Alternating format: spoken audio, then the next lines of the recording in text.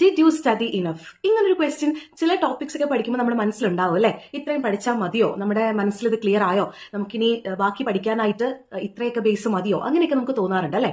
അപ്പോൾ ഇത്രയും പഠിച്ചത് മതിയോ, അതോ ഇനിയും അതിൽ കുറച്ചുകൂടെ വർക്ക് ചെയ്യാനുണ്ടോ എന്ന് നമുക്ക് എങ്ങനെയാ മനസ്സിലാവുക? ഇത് മനസ്സിലാക്കാൻ പറ്റുന്ന ഒരു ഇഫക്റ്റീവ് മെത്തഡ് ആയിട്ടാണ് ഞാൻ ഇന്ന് വന്നിരിക്കുന്നത്.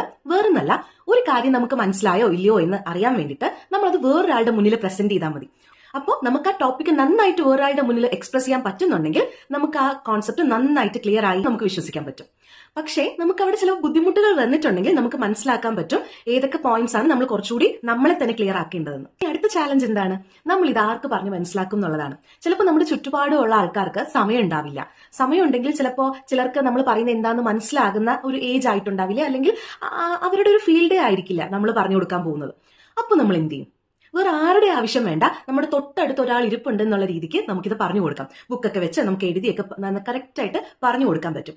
ഇനി ഇല്ലെങ്കിൽ കണ്ണാടിയിൽ നോക്കുക, മിററിന്റെ ഫ്രണ്ടിൽ ചെന്ന് നിന്ന് നമ്മളിങ്ങനെ എക്സ്പ്രസ് ചെയ്യുക. എന്തൊക്കെയാണോ നമ്മൾ പഠിച്ചത് അതൊക്കെ പറഞ്ഞു കൊടുക്കുക. ഇതിന്റെ ഏറ്റവും വലിയ ഗുണം എന്താണെന്നറിയോ? നമ്മൾ ഈ പറഞ്ഞു കൊടുക്കുന്ന സമയത്ത് നമുക്ക് ചിലപ്പോൾ നമ്മൾ പഠിച്ച ഒരു ലാഘവത്തോടു കൂടി നമുക്ക് പറയാൻ പറ്റില്ല. ചില കാര്യങ്ങളൊക്കെ നമുക്ക് വന്നിട്ട് ഇങ്ങനെ നമ്മളെ തന്നെ ക്വസ്റ്റ്യൻ ചെയ്യും. ഇതിങ്ങനെ ആയാൽ എന്താ ശരിയാവാത്തേ, ഇതിങ്ങനെ ആയാലും എന്താ ശരിയാവാത്തേന്ന്.